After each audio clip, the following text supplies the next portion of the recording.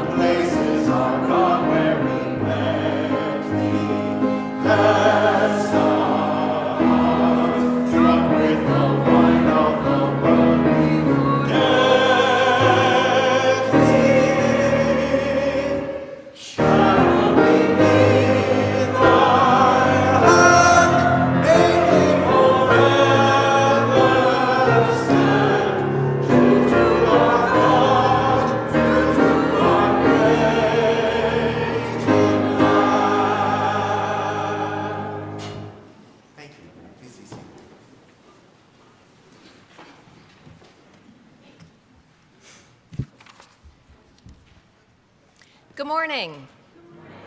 Welcome to the First Unitarian Universalist Congregation of Ann Arbor on this weekend when we celebrate Martin Luther King Jr. Day. We are a proudly liberal spiritual community advocating for peace and justice in our world for over 150 years. Whether you're here in real time, in person, online, or watching on demand later in the week, we hope you leave this experience feeling welcome and valued just as you are. If you are here for the first time, we warmly invite you to attend a newcomer welcome right after the service in the Redmond room, which is the second door on your left as you head back towards the main entrance. If you walk into a room with tools, you haven't gone far enough. There you'll find staff and volunteers that are ready to answer questions and help you make connections. You can also fill out a newcomer survey, which is available on our website, uuaa.org/newcomersurvey. Please take a few minutes to fill this out. It will help us get to know you better and help you make those connections into our very vibrant community. We have a few announcements this morning. Next Sunday, January 26th, is our winter congregational meeting, and it will be held on Zoom only. There is no in-person service. The building will be closed, so please do not show up here. Everyone is warmly invited to attend, again, on Zoom. A recorded worship service will begin at 10:30, followed by the meeting at 11.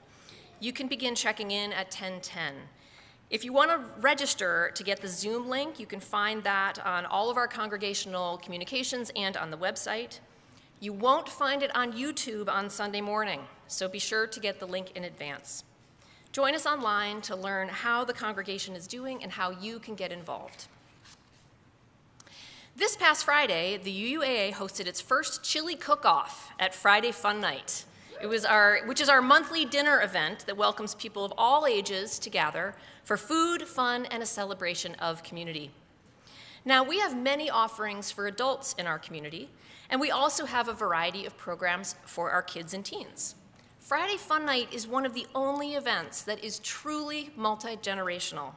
If you haven't had a chance to come to one yet, I hope you will consider joining us. You haven't lived until you've tasted Tricia Smith's desserts. She didn't know I was going to give her a named call out today, but. Now, I did want to also, this was part of the incentive of the chili cook-off and of the games, was we were going to announce the winners from the chancel, which is kind of a big deal. So, the winner of the beef pork game category is Beth Hospoderic.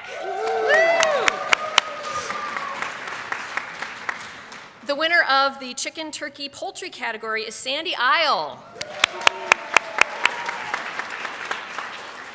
And finally, the winner of the vegetarian category is Becky Swank. Congratulations, you have achieved eternal glory, but only for 1 year. Perhaps at next year's chili cook-off, a challenger will rise to take your crown. Maybe it will be one of you. Now, finally, in the team game competition, a challenge was filed late last night by representatives of Team Oreo, the kids' team, and those representatives may or may not have been my own children, arguing that the highest scoring Team Snickerdoodle did not follow the spirit of the rules in the ping pong ball drop. And now spirit of the rules, they said cheating. I don't think that's exactly what happened. But anyway, so I have decided by executive authority, I am declaring co-winners, Team Oreo and Team Snickerdoodle.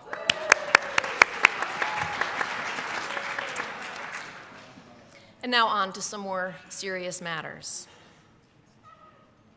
Grounded in community, centered on justice, lifted by love. That is our mission. It was our mission yesterday. It is our mission today, and it will be our mission tomorrow and all the days after. You may see around you and on the chancel team and the staff team some t-shirts from Pink Haven. We decided as a team to make sure we had visible support for trans lives and trans joy. Pink Haven is a collective committed to the care, protection, and liberation of gender-diverse people. Now, more than ever, we need to affirm our values out loud. As we face an uncertain future, I urge you to reflect on the words of Sharon Wiley, who writes, "It is okay to be tired of change. It is okay to be tired of everything different. Okay to feel weary of resiliency and wholeness and learning and growth. and okay to yearn simply for rest.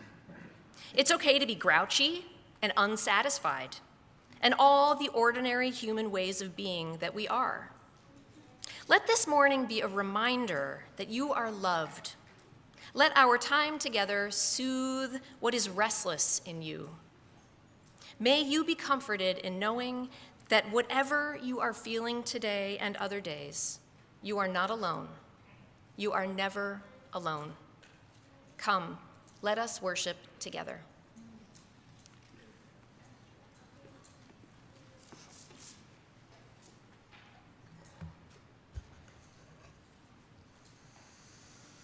We began our time together today with the words of James Weldon Johnson. Stony the road we trod, bitter the chastening rod, felt in the days when hope unborn had died. Yet, with a steady beat, have not our weary feet come to this place? Each week, however and whomever, we find ourselves here. We gather in community, seeking friendship, seeking healing, seeking joy, seeking reassurance. Whether just for a single Sunday or for a lifetime, we gather together and we welcome all of those on their search for truth and meaning. And each week, we make time to kindle our chalice, a symbol of welcome and of love, since it was first created by Unitarians offering refuge in the Second World War, and today being lit by our UU siblings throughout the world, making this sanctuary, this city, our state, and the planet just a little bit brighter for everyone who has come over a way that with tears have been watered. Today, I would like to invite Ruby Cardinal Hagen to join us on the chancel to light the chalice. As Ruby lights our chalice here in the sanctuary, we invite our online community to join us in lighting a chalice of your own, perhaps sharing in the chat the chalice is lit and from where you're joining us. Please join me as we speak together our chalice lighting words. We light this chalice for the light of truth. We light this chalice for the warmth of love. We light this chalice for the energy of action. We light this chalice for the harmony of peace. Thank you, Ruby. The light of our chalice joins with the lights of countless other UU congregations and individuals throughout the world. We are bound together, but not by a common creed, rather a common commitment to, among other things, bending the arc of the moral universe toward justice, even when that arc might feel longer than ever. It is our covenant with each other that joins us in our shared purpose and our shared work. So let us join our voices together in speaking the words of our covenant. The spirit of this church is love, and service is its law. This is our covenant with each other, to dwell together in peace, to search for truth in love, and to help one another.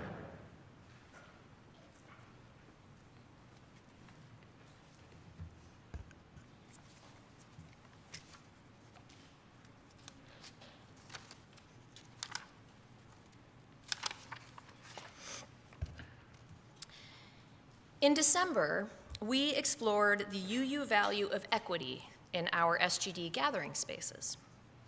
Many of you have probably seen the graphic that explains the difference between equity and equality, with 3 people of different heights standing behind a fence to watch a baseball game. Is anyone familiar with this? In a world in which they are treated equally, they are all given identical crates to stand on, even though the tallest person can already see over the fence, and the smallest one is still too short to see over the fence, even with a crate. But in an equitable situation, the shortest person gets 2 crates, the medium-sized person gets 1, and the tallest person doesn't get any, and they all get to watch the game. Treating people equitably means that we recognize the wide range of circumstances that affect people's access to resources, and that we do what we can to alleviate those disparities. There's a reason that this is one of our core UU values.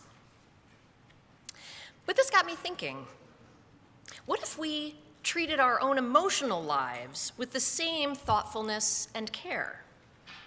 We speak often about making space for all of our feelings, including the ones we might describe as negative, like anger and fear and sadness and anxiety. But is that enough, just making space? What if we considered the individual needs of our feelings and offered them space specifically designed to address those needs? Well, our story for all ages this morning imagines just such a place that honors each feeling as it comes and goes. The Grand Hotel of Feelings, written and illustrated by Lydia Brankovic.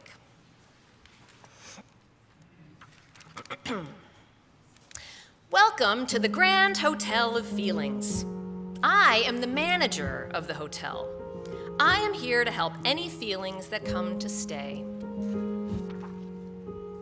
Every day is different at the Grand Hotel of Feelings. You never know who's going to check in. Some guests are great fun to have around, and some, well, let's just say they're a bit tricky.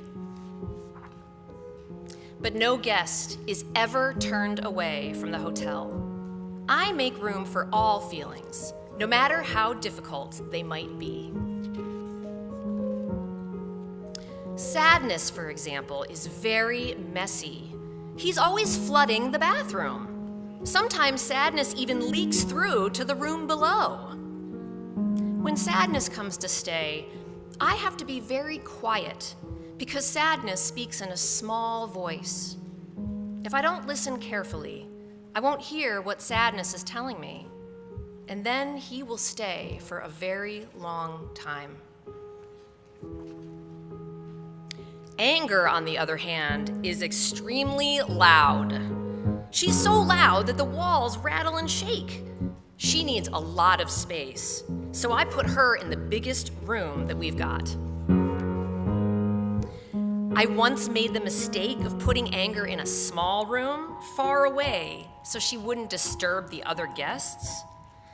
But I found out that when you lock Anger away, she can turn into all sorts of other feelings: guilt, depression, and even shame. It's best to give Anger space to make her noise, so she can leave quickly. After she's gone, the hotel suddenly feels very quiet. That's when peace checks in. Peace accepts things for what they are and never causes trouble. I wish that peace could stay forever. Feelings come in all shapes and sizes. Some are big, some are small. Some feelings are actually invisible. You don't even know they're there until the light catches them in a certain way. I try to find the time to sit with each feeling and figure out what they need. It's hard to do this when the hotel gets very busy. I run around trying to make sure that everyone is looked after properly. I wish some of them would just check out already. But you can't rush feelings. They come and go in their own time. When there are too many feelings making too many demands, that's when anxiety checks in. Anxiety is forever changing forms. Sometimes he looks like fear, and other times he looks like guilt. He loves the spotlight, and he tries to distract me from all the other feelings in the hotel. When it all gets too much, I step outside and check in on gratitude. It can be easy to forget about gratitude because she never asks for anything. But when I sit in nature, she often comes and sits by my side, and everything feels better. We breathe the fresh air, and I remember how much I like the hotel and how there's no other place I'd rather be. You're probably thinking it's a big job to run a hotel for feelings all by yourself. But sometimes the feelings help me out. Confidence always smooths over the bumps, and pride makes the boring bits of the job easier to handle. When love comes to stay, it's all worthwhile. The hotel is transformed into a magical place filled with light and laughter. People come from miles around to admire my beautiful hotel. And that's when Joy checks in. She brings all her friends, and we have a great time. After she checks out, Joy always leaves a friend or two behind, like satisfaction, contentment, and hopefulness. They're lovely guests to have around, and we all sit and talk about what fun we've had. Gratitude often joins in. There is never a dull moment at the Grand Hotel of Feelings. But whatever feelings come to stay, I know they are just passing through. After all, the feelings are booked into many rooms in many hotels all over the world. And in each hotel, there's a manager, just like me, who will be expecting them, waiting to hear what they have to say. The end.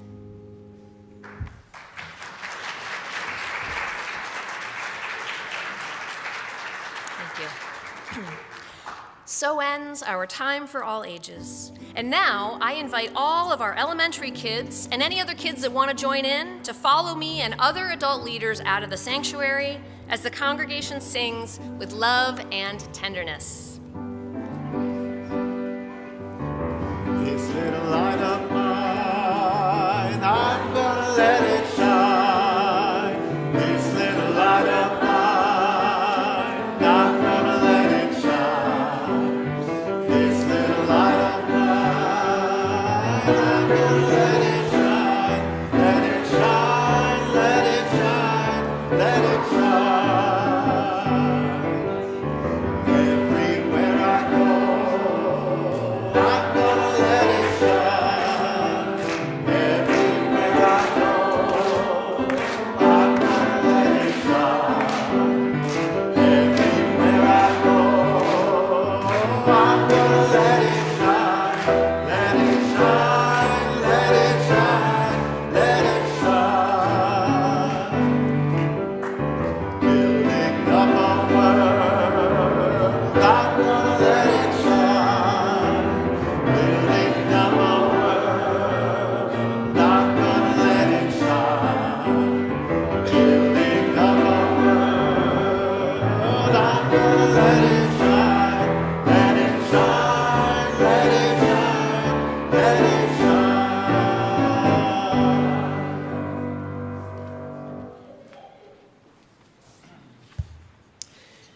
Once a month, we take a little bit of time in our Sunday services to learn about the important justice work that our community is engaged with local partners. Today, we will hear from Donna Clark and Carolyn Madden to learn more about the work of restorative justice that our community is engaged in. Would you join me in welcoming Carolyn and Donna to our pulpit?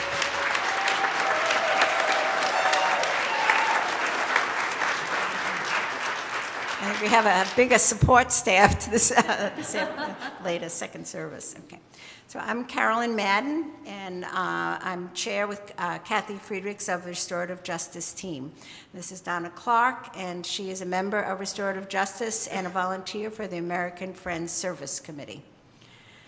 This year, our team continues to work toward educating and advocating for restorative justice as an alternative to the punitive focus of our current and historical criminal legal system.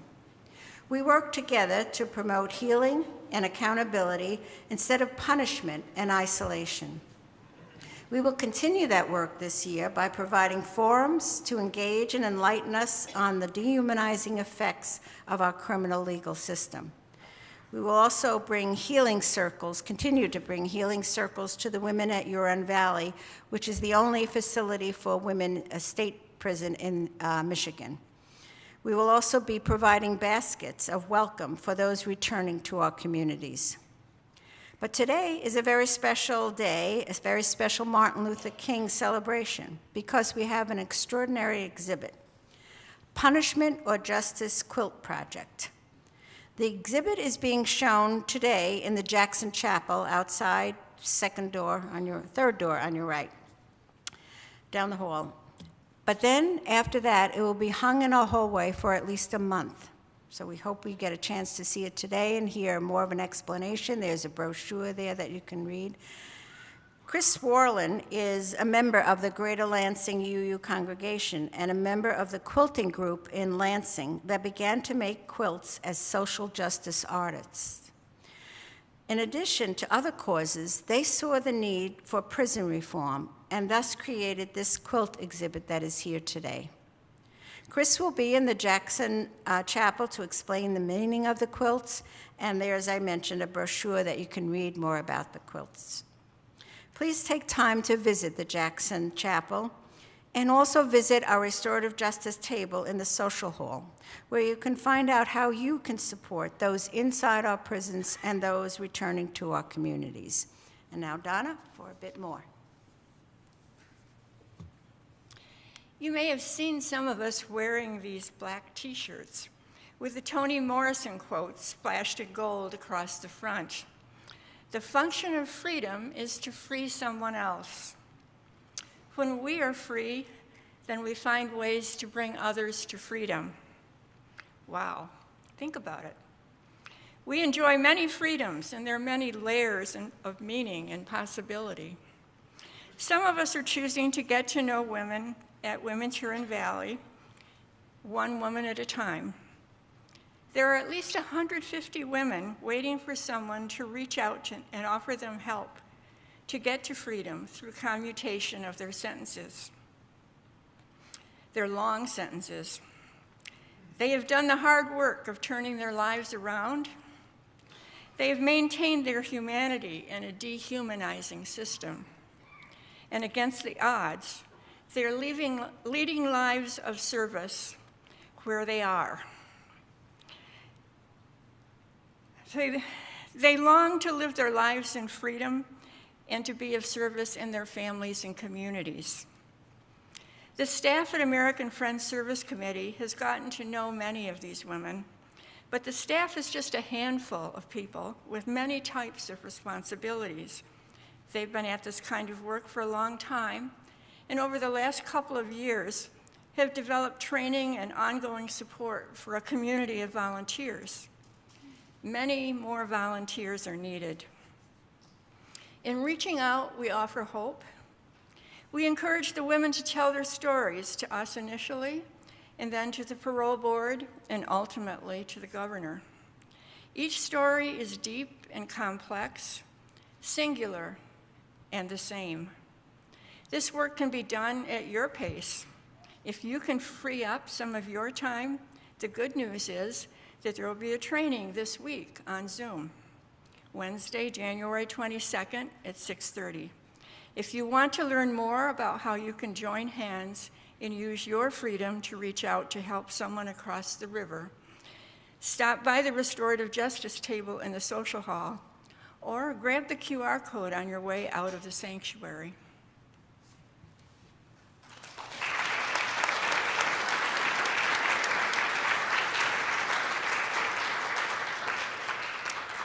Thank you, Donna and Carolyn. The work of building and nurturing justice, both within community and beyond community, is done week by each and every one of us here.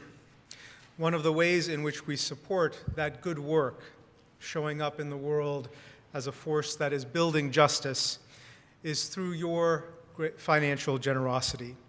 Through your generous financial gifts to this community, we are able to sustain and deepen the ministries and good work that this community is engaged in, both for ourselves and beyond ourselves in the wider Washtenaw County area and region. In just a moment, the ushers will come down the aisles to collect this morning's offering. You can leave cash and checks in the baskets as they come by if you're here with us in the sanctuary. If you prefer to give electronically, either here in the sanctuary or if you're joining us online, you can do so in one of two ways. You can go to UUAA.org/giving and donate via our website, or you can text UUAA to 73256 and donate in that manner. This morning's offering will now be gratefully received.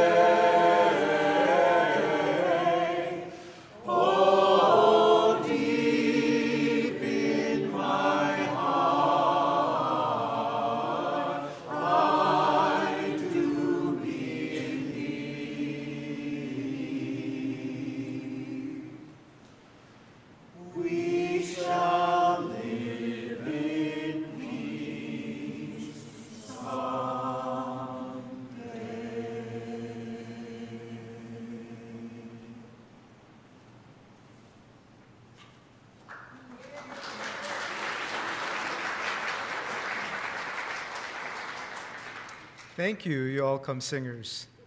And if you felt like wanting to sing along and join in, you can. The Y'all Come Singers is an open ensemble that anyone can join when they're performing on a Sunday. And if you'd like more information, see our Director of Music, Dusty. He'll be happy to share more information with you. As our ushers bring forth this morning's offering, I invite you to rise in body or spirit as we dedicate your generous gifts to this community and beyond. I invite you to join your hearts and voices as we say these words of dedication together. To the work of this congregation, which is weaving a tapestry of love and action, we dedicate our lives and these our offerings. Please be seated.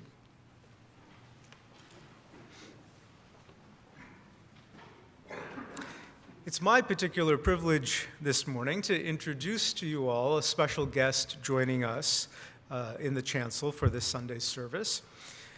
Christy Cardinal is known to some of us, but maybe not all of us here in our community. Christy is a member of our First UU in Ann Arbor congregation family and has been a leader in our community, among other things, serving as a member of the Living Our Values team, has been a leader in our denomination, serving in a number of ways nationally, and has gone on to seminary, has now completed seminary, and is working in our Southeast Michigan region as a chaplain. We're so delighted, Christy, on the other side of such adventures of learning and growth, that you are back home. And would you join me together in giving Christy a warm welcome back home and to our pulpit?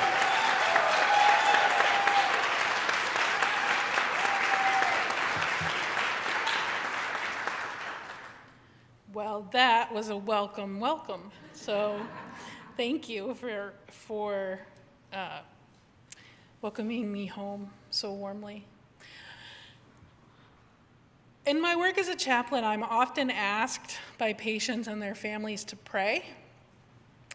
And let me tell you, my first week in clinical pastoral education, that is what I named as my biggest growing edge was, I don't know how to pray extemporaneously with people. That's not my faith tradition at all. And somebody helped me learn that a prayer can just be an invitation. So if prayer is not your jam, hopefully an invitation is.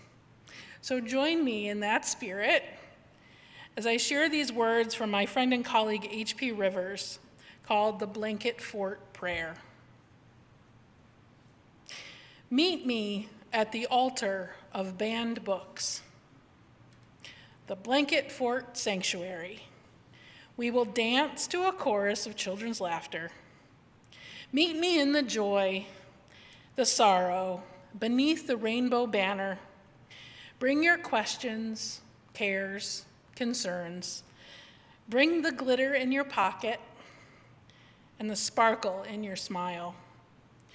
Bring your heavy heart, your favorite mug, your very best swear words,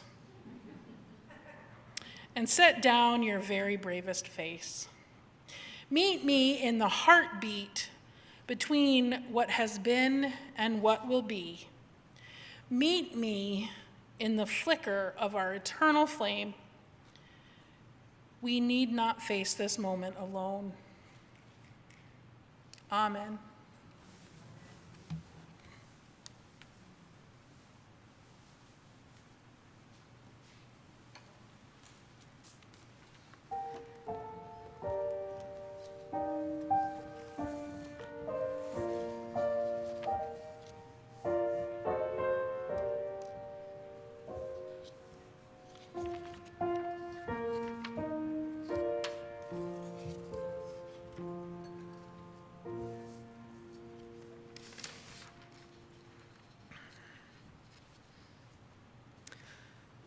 I realized as I noticed the calendar date today, January 19th, that I have been in some amount of internal avoidance around tomorrow, January 20th, telling myself, oh, it's a little ways off still, and it's now upon us. This past week, as I was leading the seminar in our community that I'm leading, opportunity for adult reflection and growth, we got into a little bit of conversation around what this time we're in means for the little ones in our lives. Kids, grandkids, godchildren, nephews, nieces, whoever they may be, community members. What does this time mean for those little ones? How do we talk to them about it? What do we say? It's in that spirit that Christy selected a reading this morning that speaks exactly to that question. It's by a poet by the name of Rachel Kahn, an award-winning poet based in Metro LA. She's been featured on NPR and has taught poetry at UCLA. This particular piece, entitled What to Tell Children, was written in 2016, the year in which the first Trump administration began. She writes, "Tell them," the children, "that this is the Great Awakening. Tell them that we humans have made some huge mistakes. And that's how we now find ourselves in this tenuous place. Teach them that hate is the poison. Teach them that love is the remedy. That it is better to be readied for what comes next, even if the revelation is painful. Tell them that this is the paradigm shift, that the old is collapsing in on itself, and that this Death rattle is simply a temper tantrum, the last gasp of a dying Goliath. Remind them of how they get wild when they are most tired and then they pass out. That is what this is about. That this is what is happening to a decrepit and ineffective empire. Tell them, tell the children that everything is okay. Tell them that everything is not okay. And knowing that is okay. Tell them that pretending that what is unacceptable is fine. That is what has gotten us to this sick and dysfunctional spot on our timeline. Apologize for any prior attempts to teach them denial. Tell them that you were blinded by desire for comfortable numbness. Express that you had the best of intentions, that you were working within a broken system where few benefited at the expense of many, that you laid low, kept to the status quo, obediently played your role. But those days are over because now you know better. Tell them, tell the children that they have no responsibility to follow someone blindly based solely on a title. Teach them to practice discernment. Tell them authority and respect must be earned and not inherently deserved. Teach them that there are good people and bad people from every background, ethnicity, and belief system, that they must align themselves with kindness, that there is no more time for divisiveness. You tell them that just because something is legal, that doesn't mean it's right. You tell them to stand up and fight. Remind them of all the lawful atrocities committed in the sick and twisted history of this violent country. That Rosa Parks righteously broke a law that the world took notice. That Harriet Tubman is our modern-day Moses. That women would not be allowed to vote, and no one would have proposed another notion if the blessed rebels hadn't taken a stand.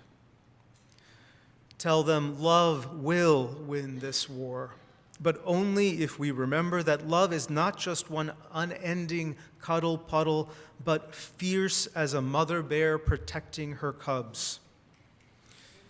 Tell them that although this existence is damaged beyond repair, they must not despair. There is possibility, and we will willingly and willfully open ourselves to new ways of being, because the old way is not working, has never worked, and the world deserves better, and we are worth it. Tell them they are not free while another suffers enslavement. Teach them, teach the children that we are all limbs on one body and we cannot chop off our own arm without deep suffering. Teach them humility, but also to relearn to trust their intuition and beg their forgiveness for unintentionally misleading them previously.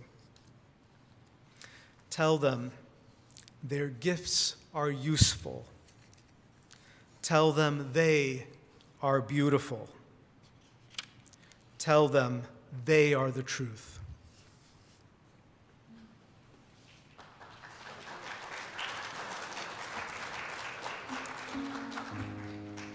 Friends, I invite you to remain seated while turning in the gray hymnal to hymn number 199. Precious Lord, Take My Hand was one of the very favorite songs and hymns of the Reverend Dr. Martin Luther King Jr. He requested that Mahalia Jackson sing it regularly at his rallies, and eventually at his request, she sang it as well at his memorial. So will you join in singing number 199, Precious Lord, Take My Hand?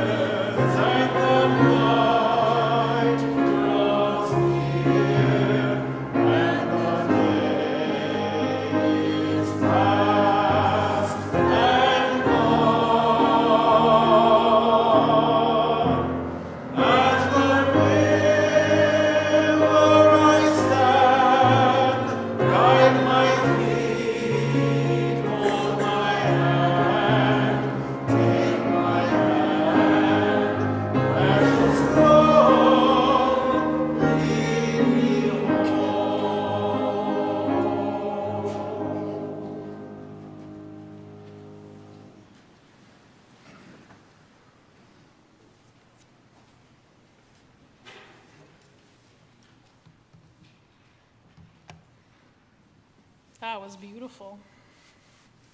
Hello again. I've really missed you. And it is good to be here. Imagine my delight that I was invited to be here on a day when we're all wearing matching t-shirts.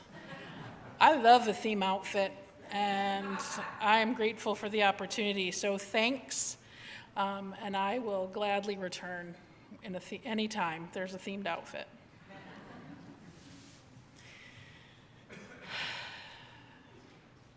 How is it with your spirit? How is it with your heart?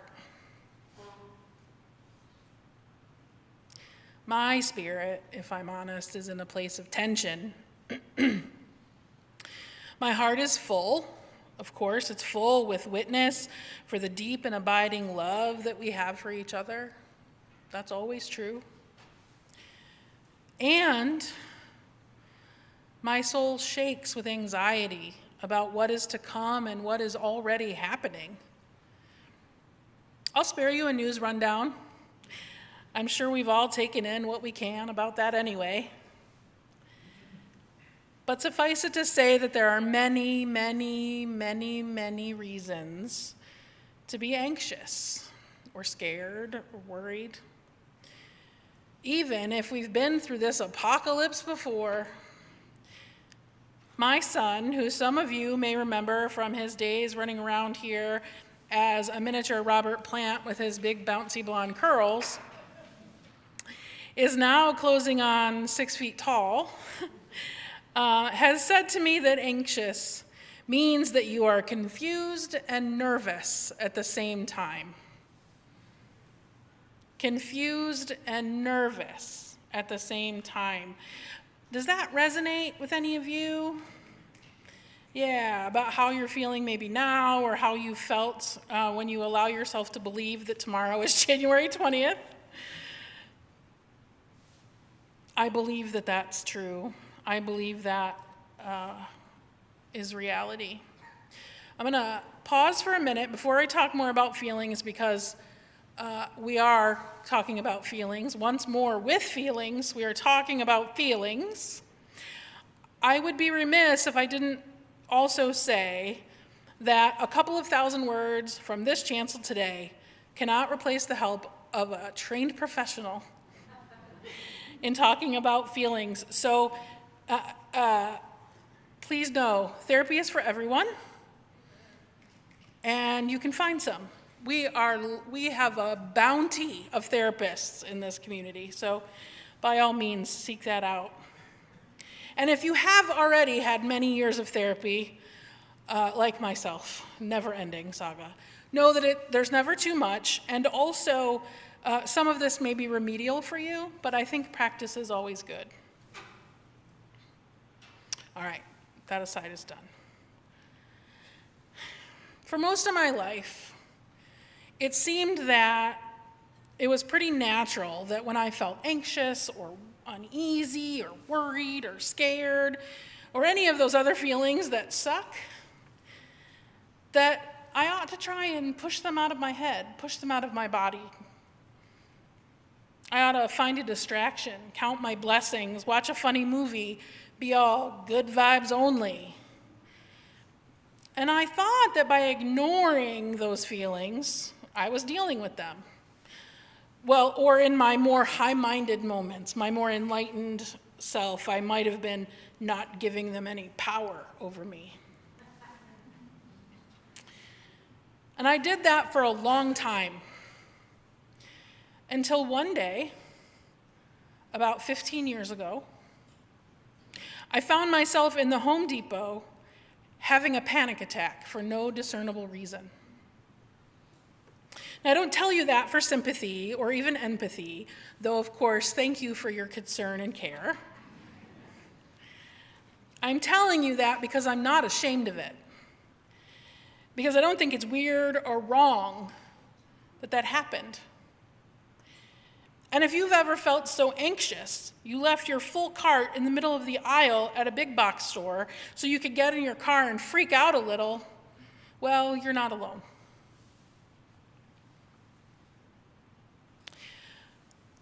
The late, great poet and prophet Audre Lorde, praise the Lord, said that our feelings are our most genuine path to knowledge, to our truth.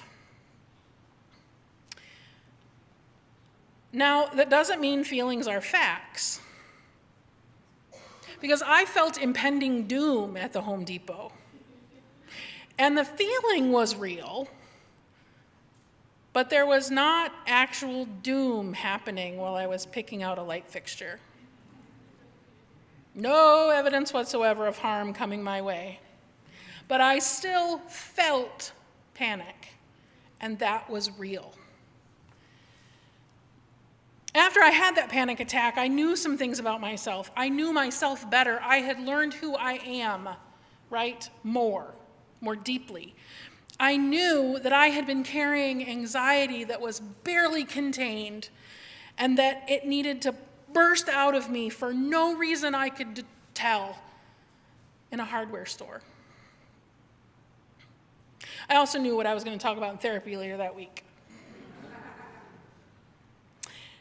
Anxiety feels terrible. When I'm anxious, I feel it behind my sternum and in my jaw. My teeth literally feel on edge. It's a sickening feeling, one, bless you, that seems to have flexing tentacles reaching into the rest of my body. And that was true in that moment in Home Depot, where all of the context of it was inside of me, right? But it's also true when we have anxiety like we do right now, where the source is external. We know it's external because we've been witnessing this impending doom for a long time now. It isn't mysterious. The knowledge Audre Lorde says our feelings give us is about ourselves and our context. Of course, that's complex. See note above about therapy. But knowing ourselves, when we feel our feelings and we know who we are, we know who we are. And I say to you, as a queer, trans, non-binary person who loves you deeply, I need you to know who you are when the shit hits the fan, because it is hitting it right now.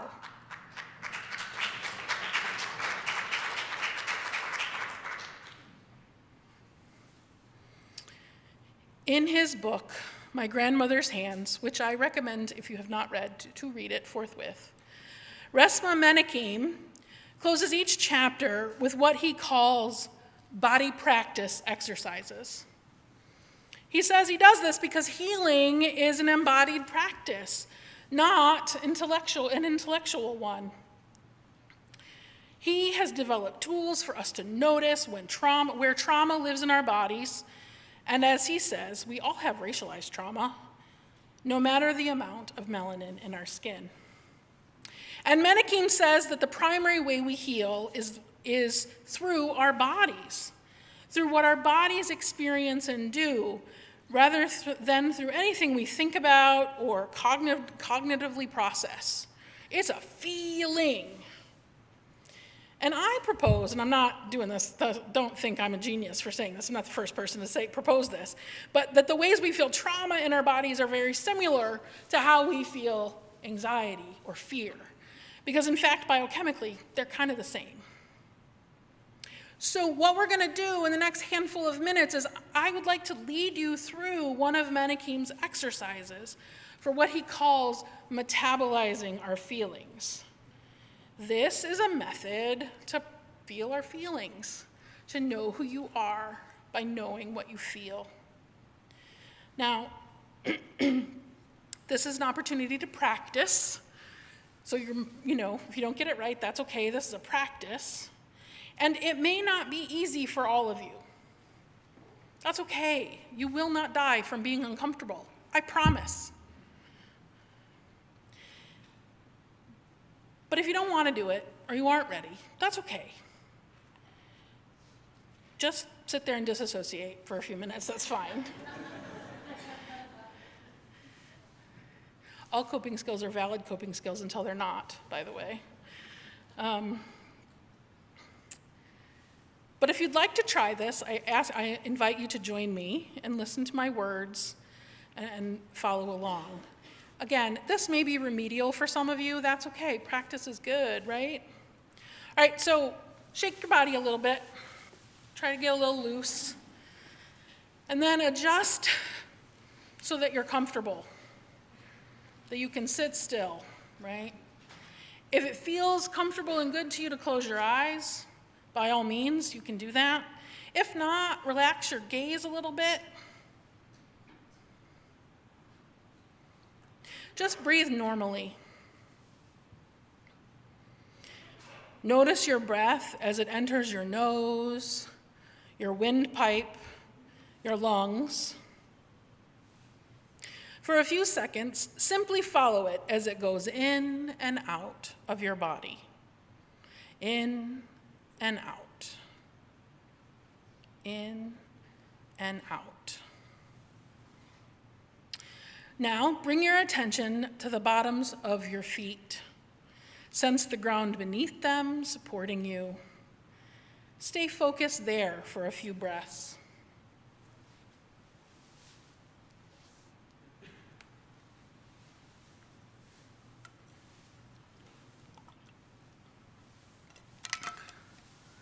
Now, move your attention to your back, to the sensation of it pressing lightly against the chair. Feel the chair supporting you, doing what it was designed to do.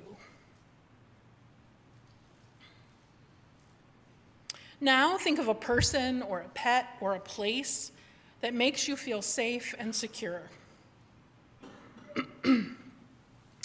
Imagine you are with that person or pet or in that place. Let yourself experience that safety and security for a few breaths.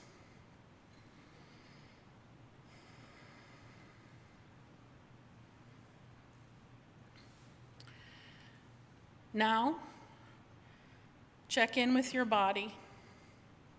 Start with your shoulders. How do they feel? Are they relaxed or constricted? Closed or open? What about your neck, your jaw, your major joints like your ankles, your knees, your hips, wrists, elbows? What about your back and your toes? Stay with that experience for a couple of breaths. Notice if anything arises or changes, such as a vibration, a sensation, an image, an emotion, an impulse, or a meaning. Now imagine that the comforting person or pet or place is gone. Instead, there's an angry stranger standing in front of you. The stranger's arms are crossed and they are glaring at you silently.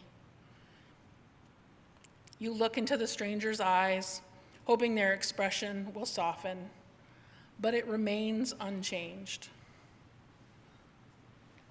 Check in with your body again. How do your shoulders feel now? Your neck, your jaw, your back, your toes. Gently, one by one, feel into all the places in your body where you sense constriction or tension. Let your attention rest briefly in each one.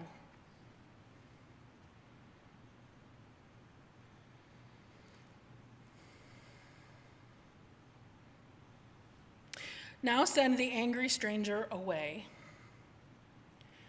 Bring back the comforting person, place, or pet. And for several breaths, relax again in the safety that this provides.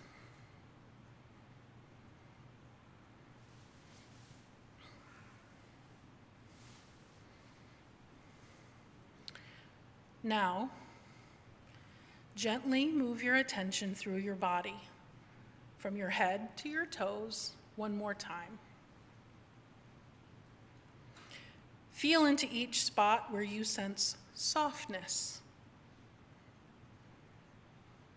Stay with each of these for a few breaths.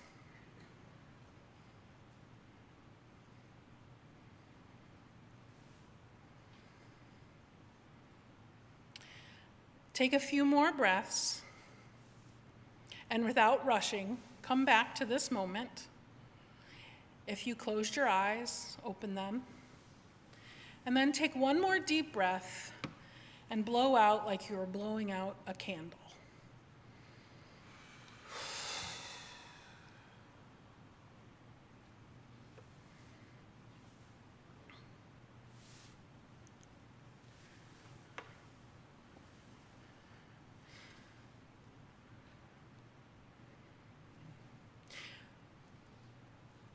We just practice knowing where our feelings manifest in our bodies. And not just our anxiety or our worry, but also when we feel safe, where do we feel that, right? We just took that step.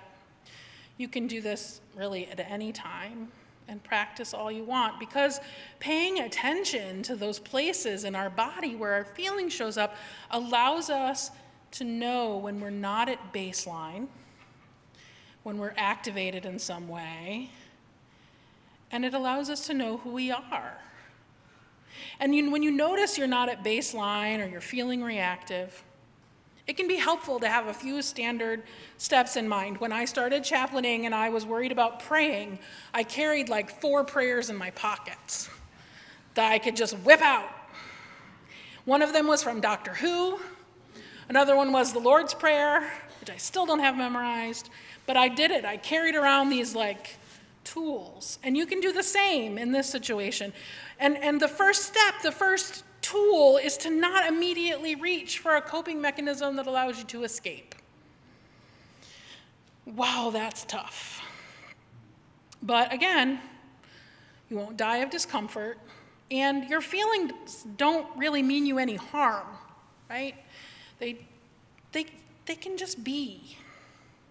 Try not to judge the feeling as good or bad. It just is. It's just there. It's just happening. It is feeling, and it is present. Don't judge it. Don't feel shame about it. And I say this, and I sound flip and cavalier, and it's hard as hell. So don't, give yourself some grace. So practice often. Naming the feelings, noticing them. And then you can ask yourself, what triggered this feeling? Why am I feeling this way? And keep going with that question until you are at the root of it. Because there are a handful of feelings that are readily identifiable, but they're actually masks for other feelings. For example, anger. Anger can be a standalone feeling. It's perfectly legit to just be mad. But more often than not, anger is covering something else up. A feeling that we don't feel safe or to name or express. This is especially true for those of us who have been socialized as men, because we may have been taught that it's okay for a dude to be mad, but it's not okay for a dude to feel scared. That's trash. We all have all the feelings, all of the feelings. We all have our own Grand Hotel where the feelings are. So if we identify that we're feeling angry, that's an opportunity to keep investigating, keep asking. We can do a body scan then, right? Where am I feeling this in our bodies? Oh, I'm feeling it behind my sternum. Well, that's probably because I'm anxious, not actually angry. Are my shoulders tense right next to my ears? Is my stomach upset? Is my jaw tight? And it may take a few breaths to metabolize the feeling at the moment, but give yourself the space to do so. Give yourself the space to do so. Have that hotel where your feelings can be. And for some of us, sometimes it seems frivolous to allow time for our feelings to happen and to feel them. But that's just another lie that capitalism has told us. I truly used to have this idea that if I could just sort my feelings into like an internal filing cabinet so I could feel them one at a time or in an order I could handle, I would be better off. And then I had a panic attack in the Home Depot. And at that time, what's happening is that I was caught up in this capitalist idea that feelings were less important than productivity, that feelings were less important than taking care of business. But if we're going to know who we are, I'm here to tell you that there's no more important business than being human and feeling our deeply human feelings. Tomorrow,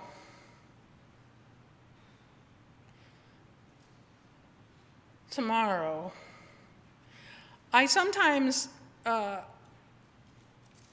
a night before a day that's gonna be terrible, I stay up really late thinking like I'm gonna trick the day into not happening. So if anybody's up at like 3 a.m., give me a call, we'll hang out. Tomorrow, a lot of things are going to be made real that for some of us have just been threats on the horizon, but for some of us have already been happening. This road isn't a new one. We've been traveling this way for a long time. This is a result of capitalism and empire. But if we want to do a different road, we want to take a different path, moving toward that different path can only be possible when we stop ignoring our feelings and trying to make them go away. Capitalism and fascism rely on us avoiding feelings. They rely on us avoiding showing empathy to ourselves and to each other, because then we are not productive. If we're feeling our feelings, we might notice that things suck. So feel your feelings, know who you are, because I want you to know that resistance to tyranny starts here, inside us. May it ever be so. Let's sing. Please rise and body your spirit for hymn number 95, There Is More Love Somewhere.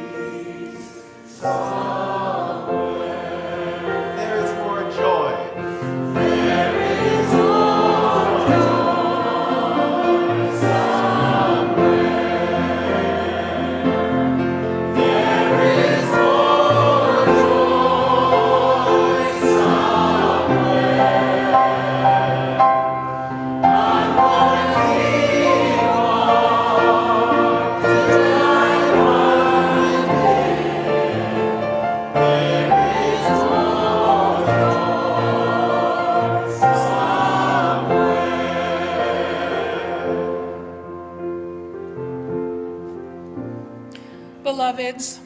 Dr. King taught us that the measure of our character is most evident when we face challenges. Let's meet the impending challenges fully aware of our feelings, fully resisting tyranny with revolutionary joy, and knowing that there is nothing we can't face together, even the apocalypse. In the service of our collective liberation, I love you. Blessed be, and amen.